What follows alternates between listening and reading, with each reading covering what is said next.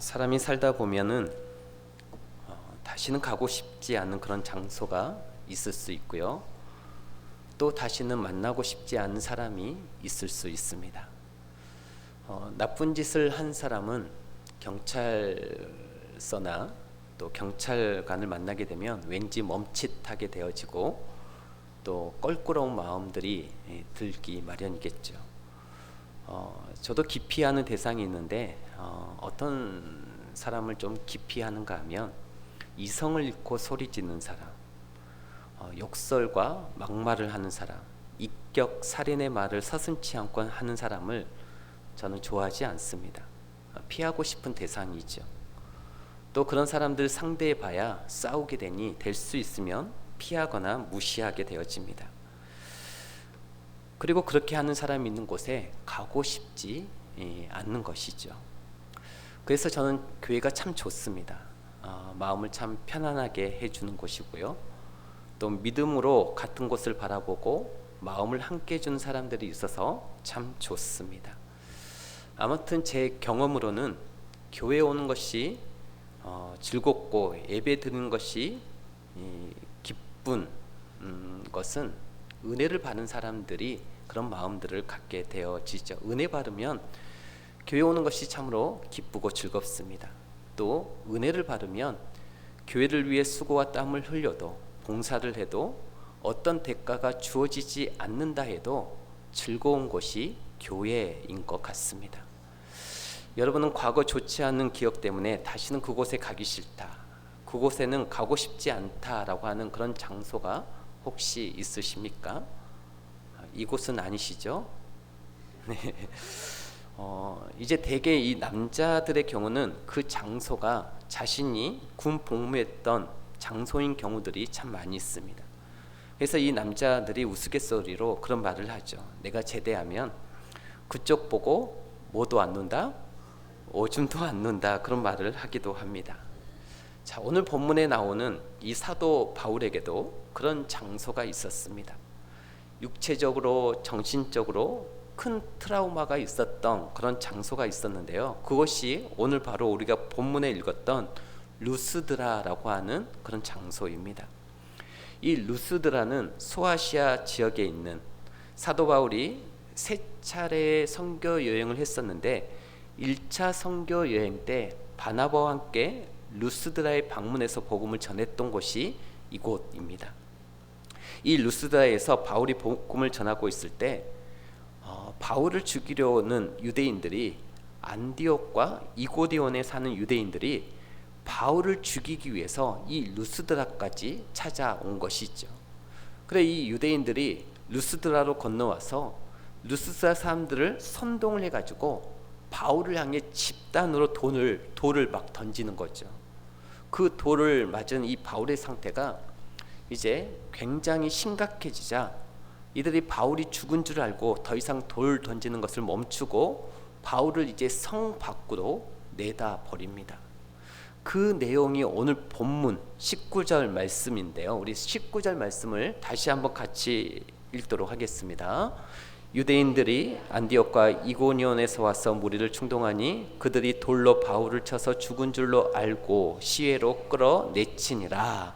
자, 여러분 방금 보시면 아실 수 있듯이 이때 바울의 상태는 굉장히 심각했습니다.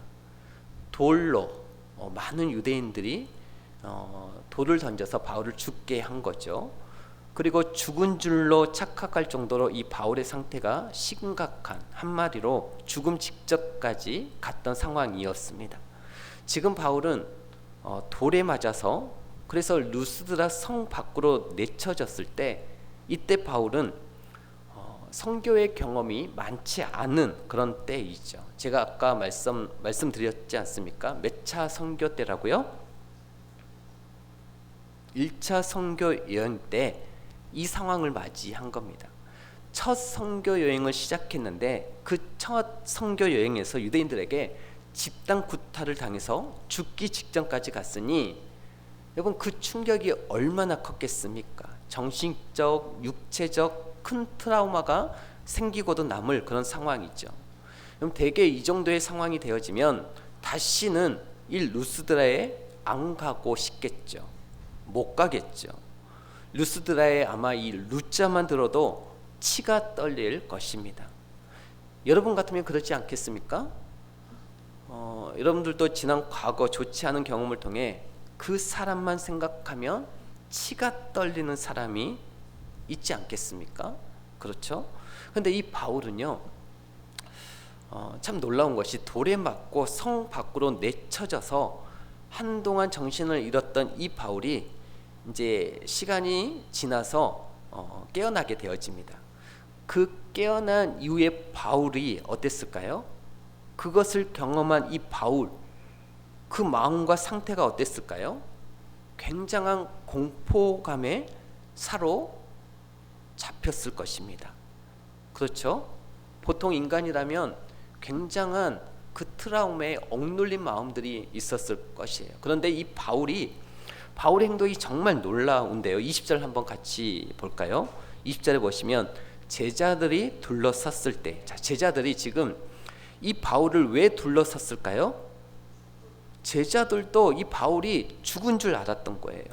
그래서 지금 이 바울을 이 장례를 치러야 되나 말아야 되나 하고 지금 옆에서 다들 둘러서서 지켜보고 있는데, 그런데 그때 잘 보십시오. 바울이 뭐 했다라고 하죠? 일어나. 그 다음이 중요합니다. 일어나서 어디로 갔어요? 네, 병원으로 간 게 아니에요. 그 성에 들어갔다가, 그 성은 어느 성을 말합니까? 방금 자신이 돌에 맞았던 루스드라 성을 말하고 있습니다. 죽은 줄 알았던 바울이 벌떡 피범벅이 되어서 일어나더니 어디를 향하냐 하면 자기가 지금 방금 돌에 맞았던 집단 구타를 당했던 이 루스드라로 다시 들어가는 것입니다. 그리고 루스드라의 방문은 거기서 끝나지 않았습니다. 그가 1차 선교여행을 마치고 다시 이제 선교 본부인 안디옥 교회, 수리아 안디옥 교회로 돌아가야 되잖아요. 그런데 그 돌아가는 길에 다시 한번 이 루스드라를 둘러서 제자들을 만나 신앙적으로 격려하는 일을 하게 되어집니다. 그 내용이 21절부터 나오는데요. 21절, 22절을 한번 같이 읽도록 하겠습니다. 복음을 그 성에서 전하여 많은 사람을 제자로 삼고 루스드라와 이고니온과 안디옥으로 돌아가서 제자들의 마음을 굳게 하여 이 믿음에 머물러 있으라 권하고, 또 우리가 하나님의 나라에 들어가려면 많은 환난을 겪어야 할 것이라 하고. 자, 우리가 읽었던 21절에 보면 나오죠. 다시 재차 방문하는 곳들이 있는데 그것 중에 어떤 지역이 포함되어 있습니까? 루스드라가 포함되어 있습니다. 그러니까 수리아 안디옥으로 돌아오는 길에 다시 이 루스드라를 재방문한 거예요. 그래서 이 제자들을 만나서 신앙적으로 또 격려해 주는 겁니다. 우리는 이런 바울의 모습을 보면 그저 놀라울 따름 있죠. 어떻게 사람이 이럴 수 있을까? 우리 같으면 적어도 이 루스드라 더 이상 쳐다보지도 않고 더 이상 안 갈 것 같은데, 쉽게 방문하지 못할 것 같은데, 바울의 이런 모습을 보고 우리도 놀랐지만 이 바울의 모습을 보고 더 놀라는 존재는 누구일까요? 이 바울의 모습을 보면서 우리는 놀라잖아요. 그런데 이 바울의 모습을 보고 더 놀라는 존재가 있습니다. 누구일까요? 바로 이 복음 전파를 방해하는 마귀입니다. 그럼 마귀가 생각할 때, 이 정도 했으면 바울을 제대로 혼쭐 내줬는데, 제대로 한 방 먹여줬는데, 이 정도 한 방 먹이면 바울이 겁을 먹고 더 이상 선교하지 못하도록 이제는 다시 루스드라 근처도 안 올 줄 알았는데, 바울이 벌떡 일어나서 아무렇지도 않는 듯 다시 루스드라로 돌아가는 모습을 이 마귀가 보았을 때 이 마귀의 마음이 어땠을까요? 소름 끼치지 않았겠습니까? 마귀의 입장에서 보면, 아니 어떻게 저럴 수가 있지? 벌떡 일어나서 다시 루스드라로 들어가는 이 바울의 모습은 마치 터미네이터와 같은 그런 모습이었을 것입니다. 이쯤 되면 완전히 오뚜기 신앙이잖아요. 충격과 상처를 받고 포기하겠지 했는데 뒤돌아서면 다시 루스드라에 우뚝 서 있는 것이죠. 이 엄청난 영적 맷집의 소유자인 이 바울을 보면서 마귀는 마치 이 치를 떨었을 것입니다. 우리에게도 바울에게 있었던 이런 영적인 맷집과 다시 일어나는 신앙이 필요할 줄 믿습니다. 우리에게 이런 영적 맷집이 있어야 돼요. 우리 잠언 24장 16절에 보면은 이런 말씀이 있어요. 대저 의인은 7번 넘어질지라도 다시 일어나려니와 악인은 재앙으로 말미암아 엎드러지느니라. 악인과 의인의 차이점은 한쪽은 넘어지고 한쪽은 안 넘어지는 게 아니죠. 둘 다 똑같이 넘어져요. 그런데 의인은 7번 넘어질지라도 다시 일어나려니와. 그래, 우리가 기억해야 될 것은요, 지금 이렇게 바울도 피범벅이 되어서 그 모습으로 벌떡 일어나서 다시 루스드라로 들어간 이 바울도 사실 우리와 성정이 같은 똑같은 인간이라고 하는 사실입니다. 우리가 이 사실을 잊어서는 안 돼요. 바울이 로봇가 아닙니다. 바울이라고 왜 아프지 않았겠습니까? 바울이라고 왜 두려운 마음이 없었겠습니까? 그 상처가 아팠을 것이고 분명 이 마음 한켠에는 두려움도 있었을 텐데 어떻게 그것을 극복할 수 있었을까? 어떻게 극복할 수 있었을까요? 그것은 바로 사랑의 힘입니다. 요한일서 4장 18절에 보면 이런 말씀이 있어요. 사랑 안에 두려움이 없고 온전한 사랑이 두려움을 내쫓나니 두려움에는 형벌이 있음이라. 두려워하는 자는 사랑 안에서 온전히 이루지 못하였느니라. 아멘. 여러분, 사랑 안에 뭐가 없다고요? 두려움이 없고 온전한 사랑이 두려움을 내쫓나니. 여러분, 지금 하나님께서 우리에게 말씀하셔. 온전한 사랑과 뭐가 공존할 수 없다고요? 두려움이 공존할 수 없대요. 여러분, 내가 두려운 이유는 그 사랑이 온전한 사랑이 아니기 때문이라는 말입니다. 성경이 말하는 이 두려움의 반대 개념은 어떤 용기나 담대함이 아니라 온전한 사랑인 것이죠. 두려움의 반대는 온전한 사랑입니다. 온전한 사랑이 있을 때 두려움을 극복할 수 있다라는 것이죠. 여러분, 이 바울이 루스드라의 그 충격과 두려움을 극복할 수 있었던 것은 이 마음에 그 영혼을 향한 그 간절한 사랑, 영혼 구원을 위한 그 마음이 있었기 때문입니다. 여러분, 이런 말 들어보셨죠? 여자는 약하지만 누구는 강하다? 어머니는 강하다. 여자는 약하죠. 여자는 약하지만 어머니는 강하다. 강한 이유가 뭘까요? 어머니가 강한 이유가 뭘까요? 어머니의 입장에서 엄청 강한 이유는 다른 게 없죠. 자녀를 향한 그 사랑 때문에 그래요. 자녀를 향한 이 사랑이 어머니를 그토록 강하게 만드는 것입니다. 제가 과거에 동물에 관한 영상을 하나 봤었는데요.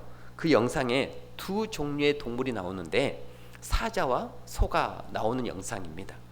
사자가 보면 이제 이렇게 호랑이하고 다르게 사자는 떼를 지어 다니잖아요. 무리를 지어 다니잖아요. 그래서 그 영상을 이제 보니까 아니나 다를까 사자 5-6마리가 이렇게 무리를 지어서 다니는데 이 사자 한 마리가 송아지, 소 새끼 한 마리를 딱 물더니 끌고 가는 겁니다. 그거를 뒤에서 누가 지켜보고 있어요? 어미소가 봤습니다. 사자떼가 나타나서 내 새끼를 이렇게 물고 가는 거죠. 그러니까 이 어미소가 이 사자떼를 막 쫓아가는 겁니다. 제가 그 영상을 보면서 이 어미소가 조금 쫓아가다가 포기하겠지, 그럼 이제 생각으로 보게 됐어요. 상대가 사자잖아요. 상대가 이 동물의 왕이잖아요. 그리고 이 사자는 한 마리가 있는 게 아니라 5-6마리가 함께 모여 있는 그런 상황이었습니다. 그리고 어미소는 혼자인 것이죠. 제가 그 영상을 보면서 조금 쫓아가다가 포기할 줄 알았어요. 그런데 그 영상에서 참 놀라운 게 뭐냐면 어미소가 끝까지 포기하지 않고 그 자기 새끼를 물은 그 사자를 따라가서 공격하더니 결국 그 자기 새끼를 그 사자에게서 빼앗아 오는 것이죠. 그러면서 이 영상은 끝나게 되어집니다. 제가 그 영상을 보면서 생각났던 말씀이 아까 제가 말씀드린 요한일서 이 4장 18절 말씀입니다. 사랑 안에 두려움이 없고 온전한 사랑이 두려움을 내쫓나니. 이 어미소 안에 새끼를 향한 이 사랑이 있기 때문에 그 두려움을 잠시 잊은 채 그 구하기 위한 그 진념 하나로 사자를 쫓아갔던 것이죠. 여러분, 바울은 누구보다도 십자가의 은혜를 잘 알았던 사람이고, 그래서 주님을 정말 뜨겁게 사랑했던 그런 사람이었습니다. 그래서 죽음도 두려워하지 않았던 거죠. 빌립보서 1장 20절에 보니까 바울이 이런 고백을 합니다. 빌립보서를 바울이 썼다라는 거 아시죠? 빌립보서 1장 20절에 보니까 바울이 고백하기를 나의 간절한 기대와 소망을 따라 아무 일에든지 부끄러워하지 아니하고 지금도 전과 같이 온전히 담대하여 살든지 죽든지 내 몸에서 그리스도가 존귀하게 되게 하려 하나니. 아멘. 이런 말씀은 이렇게 부담이 되고 무서워서 이렇게 아멘이 잘 안 되시죠? 보니까 뭐라고 돼요? 죽는 것도 유익함이라고 있어서 그런지 몰라도 어떻게 죽는 것도 유익함이라고 말할 수 있을까? 내가 사랑하는 주님을 위해서라면 죽는 것도 유익하다라고 지금 이 바울은 힘주어 말하고 있는 것이죠. 오늘날 우리들의 현실을 한번 돌아봅시다. 우리가 은혜를 받으려고 하거나 또 새로운 사역을, 하나님이 기뻐하시는 어떤 사역을, 또한 이 봉사를 시작하려고 하면 마귀는 이 루스드라의 공격을 우리 가운데 해옵니다. 초반에 길을 꺾어 놓으려고 하는 것이죠. 그 은혜의 자리가, 그 사역의 자리가 정이 뚝 떨어지도록, 다시는 이 루스드라의 발을 딛지 못하도록 마귀는 초반에 강력하게 우리를 공격해 옵니다. 강한 태클이 들어와요. 그래서 교회 안에서 사역과 봉사를 시작한 지 얼마 되지 않아서 루스드라 사건으로 상처를 받고 중도 하차하거나 다시는 그 사역을 하지 않는 경우들이 우리 주위에 얼마든지 있을 수 있습니다. 영적인 맷집이 굉장히 약한 거죠. 이 루스드라고 하는 그 장벽을 사랑과 믿음으로 뛰어넘어야 이 마귀의 계략이 무너지는데, 그래서 하나님의 나라가 확장되고 내 믿음도 성장하는 건데, 그 루스드라의 장벽에 막혀가지고 더 이상 선교 여행이나 봉사를 하지 못하는, 그 1차 때 루스드라고 하는 이 장벽에 맞춰서 2차, 3차 선교 여행을 하지 못하게 하고 봉사를 하지 못하게 하고 있는 그런 성도들이 많이 있다라는 것이죠. 참 안타까운 사실입니다. 만일 이런 생각 한번 해보십시오. 만일 바울이 이 루스드라에서 그렇게 돌에 맞아서 피범벅이 돼서 성 밖으로 내던져져서 이제 그 이후로 다시 루스드라를 가지 않았다면 그러면 어떻게 되었을까요? 어떻게 되었을까요? 이 루스드라는 어떻게 되었을까요? 또 바울은 어떻게 되었을까요?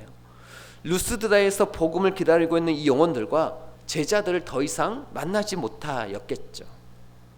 루스드라에서 복음을 기다리고 있는 이 영혼들과 루스드라에 있는 이 제자들은 더 이상 이 바울을 만날 수가 없게 되어집니다. 그런데 이게 문제가 아닙니다. 더 큰 문제가 있으니, 여러분, 바울의 사역에 있어서 가장 오른팔과 같은 그런 역할을 감당했던 제자가 누구입니까? 누구일까요? 디모데입니다. 바울에게 있어서 가장 오른팔 역할을 감당했던 이 최고의 제자가 디모데입니다. 만약에 바울이 그 이후로 더 이상 루스드라를 방문하지 않았다면 이 디모데를 못 만났을 거예요. 디모데하고 동역하기를 어려웠을 것입니다. 왜냐? 바울이 디모데를 제자로 불러서 본격적으로 사역을 같이 했던 그 계기가 2차 선교 여행 때 바울이 루스드라를 방문한 것이었거든요. 여러분, 이 디모데의 고향이 어디였을까요? 바로 이 루스드라입니다. 1차 때 이 디모데를 만나서 복음을 전해 주었던 것이고, 또 2차 때 이 디모데를 불러내어서 같이 사역을 동역했던 그 장본인이 바로 디모데였습니다. 그리고 2차 선교여행 때 그 디모데를 부르죠. 나를 따르라. 그래서 그 만남이 이루어지잖아요. 환상의 조합이 만들어지는 겁니다. 바울에게 가장 큰 아픔과 상처를 주었던 그 루스드라에 바울의 가장 훌륭한 동역자가 숨겨져 있었던 것이죠. 오늘날 우리들에게도 이런 일들이 얼마든지 있을 수 있습니다. 하나님이 내게 가라고 명하신 그 직장, 그 학교, 그 교회, 그 부서, 그 사역의 자리에 나를 위한 디모데가, 또 나를 위한 보아가 숨겨져 있는데, 우리의 영적인 맷집이, 나의 영적인 맷집이 너무 약해서 내가 너무 쉽게 상처를 받아서 하나님의 사인도 없이 그냥 내가 받은 상처를 받았다라고 하는 그 이유로, 힘들다는 이유로 그 루스드라를 쉽게 떠나버리거나 그 사역을 내려놔 버리면 나를 위해 예비해 놓으신 그 디모데를 만나지 못할 수 있다라는 것입니다. 여러분 무슨 말인지 아시겠죠? 그래서 우리는 내 삶의 루스드라를 극복할 수 있는 믿음과 무엇보다도 이 사랑, 준비된 사랑을 준비해야 될 줄 믿습니다. 하나님을 향한 그 뜨거운 사랑만 준비되면 어떤 두려움도 극복할 수 있기 때문입니다. 여러분 우리에게 하나님에 대한 믿음과 그 사랑이 우리 안에 더욱더 깊어지고 뿌리 깊은 나무처럼, 흔들리지 아니하는 나무처럼 그런 믿음을, 그런 사랑을 달라라고 우리가 기도해야 될 줄 믿습니다. 우리가 영상을 하나 보고 말씀을 계속 이어가도록 하겠습니다. 1886년 제중원뿐 아니라 최초의 민간병원인 시병원이 세워져 질병으로 신음하는 수많은 조선인들을 치료하고 있었지만 여전히 여자들은 남자 의사에게 몸을 내보이기 꺼려하던 시대였습니다. 고명한 의사가 있다 해도 전국에 여자 의사가 한 명도 없으니 아무리 엄청난 부자라도 죽을 수밖에 없습니다. 의료 사각지대에 놓인 조선의 여인들을 위해 1890년 바다를 건너 찾아온 여의사 로제타 홀.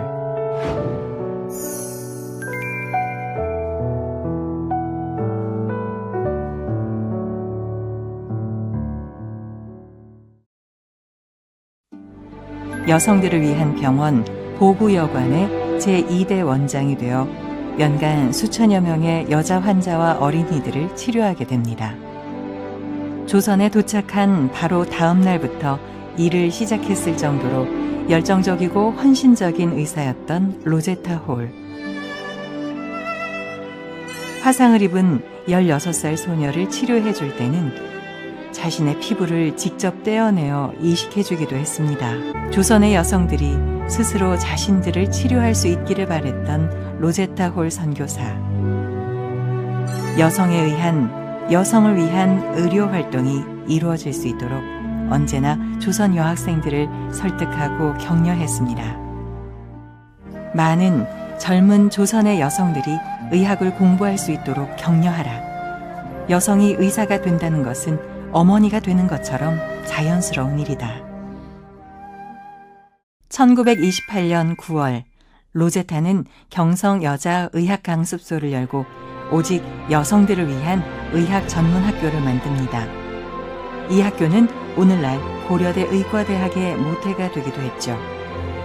1931년 경성여자의학강습소는 6명의 1회 졸업생을 배출했고 모두 의사시험에 합격합니다. 약혼한 상태로 조선에 와서 결혼식을 올렸던 로제타 홀 선교사. 남편 윌리엄 홀 선교사 역시 의료 선교사였는데요.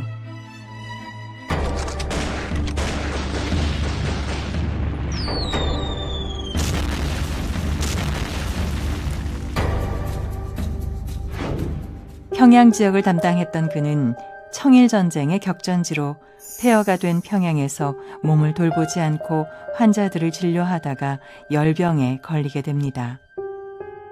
결국 35살의 젊은 나이로 한국에 온 지 5년 만에 소천하게 되는데요. 남편의 장례식이 끝난 후 모여진 돈으로 윌리엄 홀 선교사의 기념비를 세우자는 의견이 나왔을 때 로제타 홀 선교사는 이렇게 말했습니다. 남편에 대한 진정한 추모는 차갑고 값비싼 대리석이나 화강암으로 만든 하나의 비석을 세우는 일이 아니라 인간을 발전시키고 사랑이 바탕이 되는 병원을 세우는 데 있다고 생각합니다. 그렇게 많은 사람들을 또 한 번 감동시킨 로제타 홀 선교사는 남편의 부의금으로 병원을 짓는데요. 바로 평양의 기홀병원입니다. 로제타 홀 선교사에게는 두 아이가 있었는데요. 아들 셔우드 그리고 딸 이디스는 남편의 죽음 이후에 태어난 유복녀였습니다. 남편의 죽음 이후 선물처럼 찾아온 딸 이디스마저 이질에 걸려 세상을 떠나고 맙니다. 그때 로제타 홀의 슬픔은 이루 말할 수 없었습니다. 제잘되던 어린아이의 입맞춤과 조그마한 손이 없어진 지금 그 아이가 없는 삶은 너무도 힘겹다.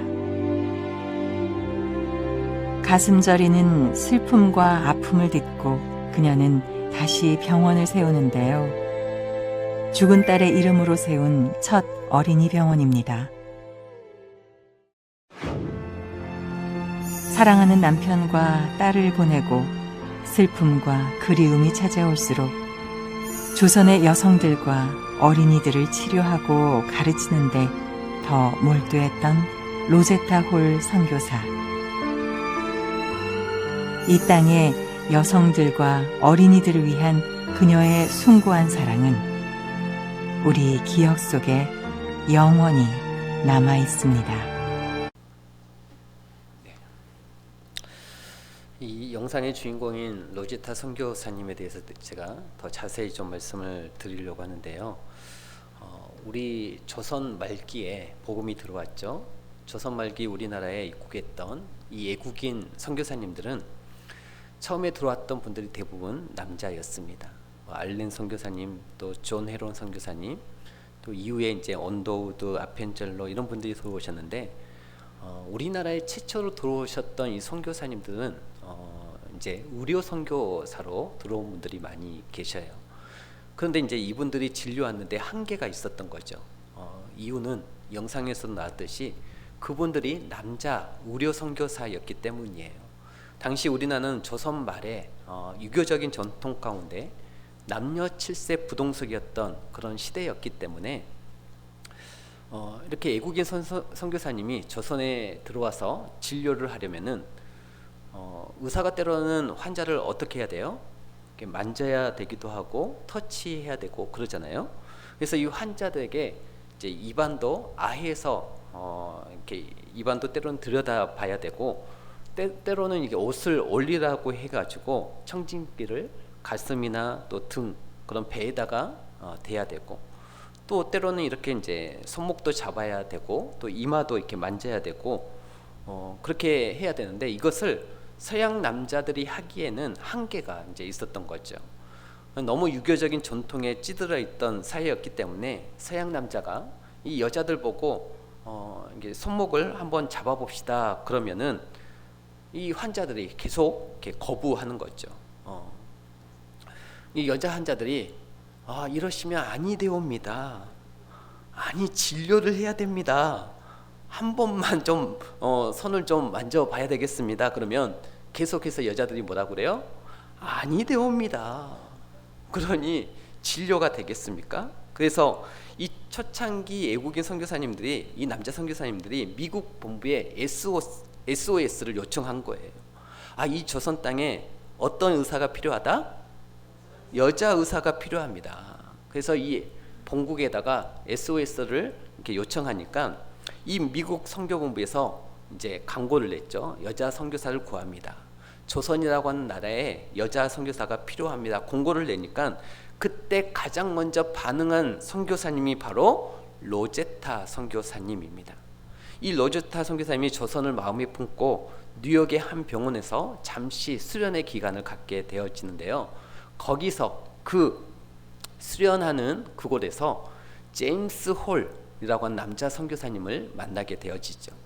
그 수련 기간에 이 제임스 홀이 로제타 이 선교사님을 보는 순간 첫눈에 반해가지고 프로포즈를 하게 되어집니다. 그런데 이 로제타 선교사님이 쉽게 승낙을 하지 못해요. 제임스 홀 선교사님이 마음에 안 들어서가 아니라 이 로제타 선교사님이 속한 이 회 여성 선교회와 했던 그 약속 때문에, 그 서약 때문에 이 프로포즈를 받아들이지 못합니다. 여러분, 해외 여성 선교회 선교사가 되려면 5년 동안 결혼하지 않겠다라고 하는 그 내규를 따라야 했기 때문이죠. 그걸 맹세한 거예요. 그런데다가 지금 자기에게 프로포즈한 이 제임스 홀 선교사는 마음속에 품고 있었던 나라가 중국이었습니다. 그런데 이 로제타 선교사님은 지금 마음에 품고 있는 나라가 어디예요? 조선이잖아요.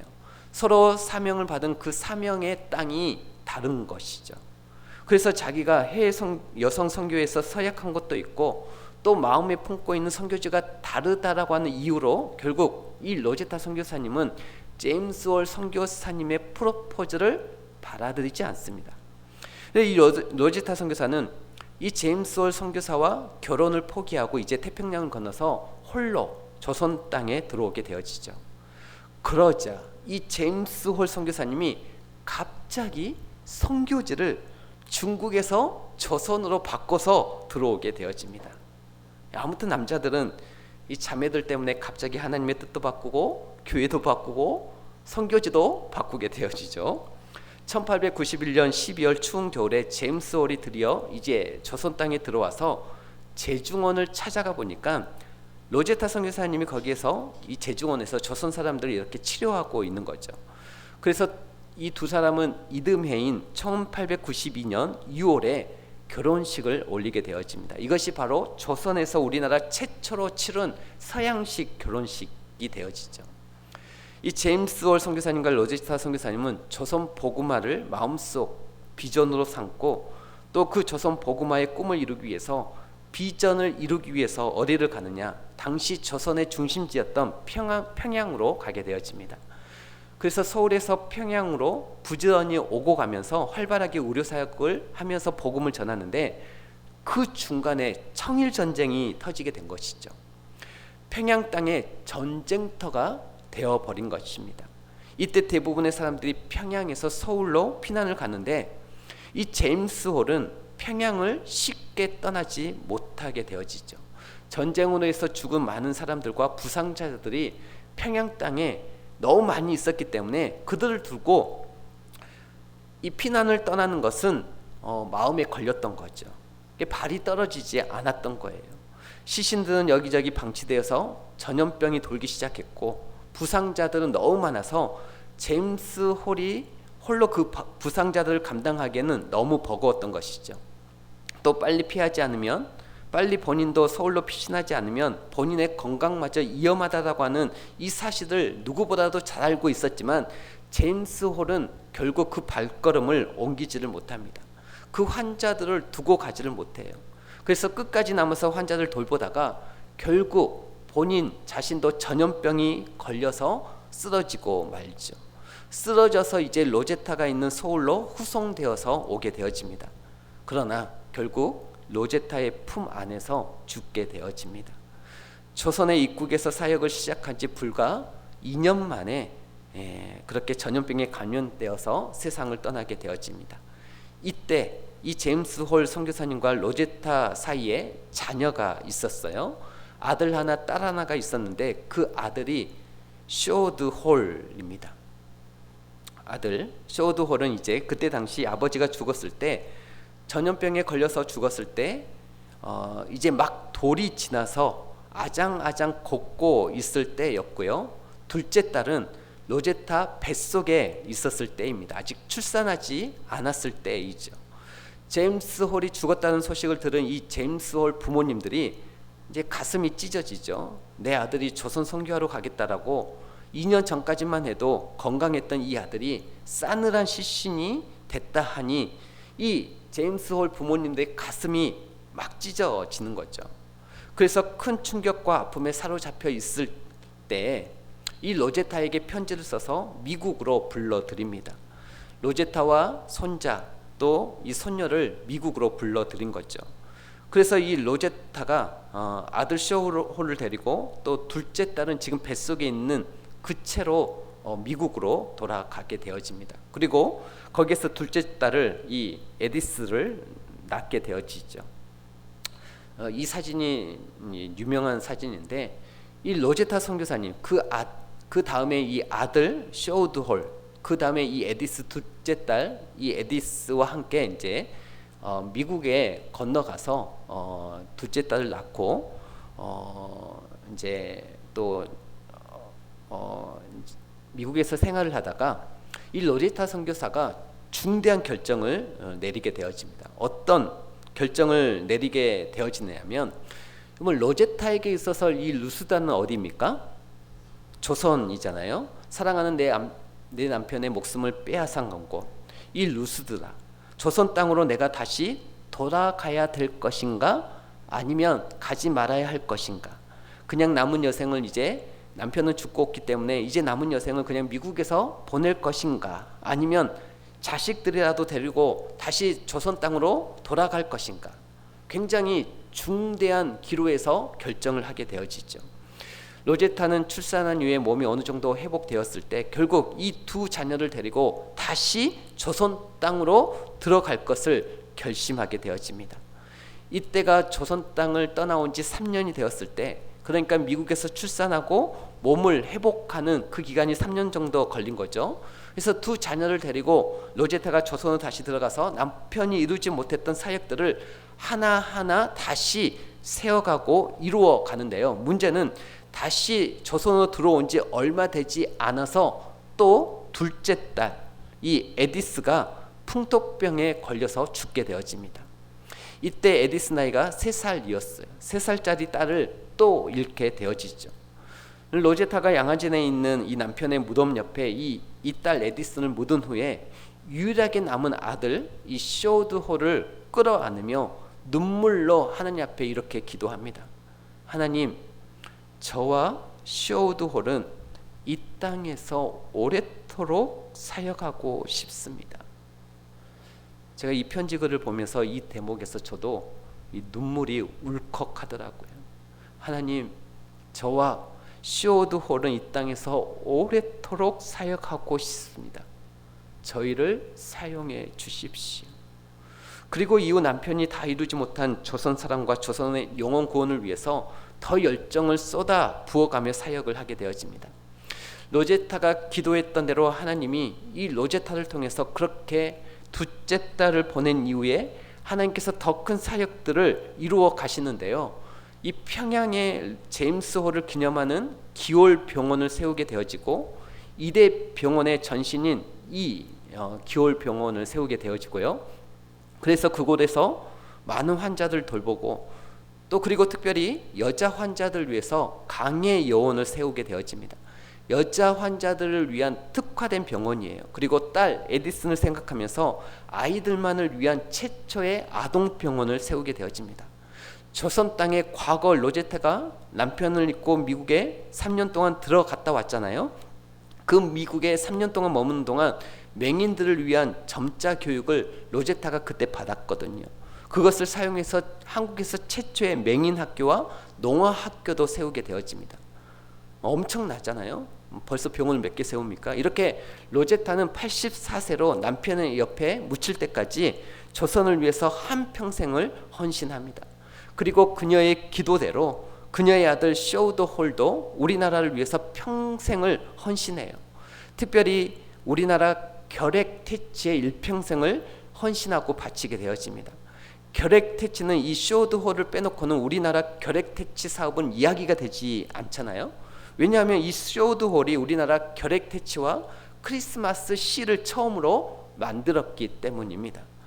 여러분, 만일 이 로제타 선교사님이 남편을 잃은 그 상처와 아픔 때문에 조선 땅에 만약에 다시 찾아오지 않았다면, 그 상처와 아픔 때문에 그 루스다의 장벽을 뛰어넘지 못했다면 기월 병원도 없었을 것이고, 광야의 여원도 없었을 것이고, 최초의 아동병원도 없었을 것이고, 맹인학교, 농아학교도 없었을 것이고, 결핵협회도 없었을 것입니다.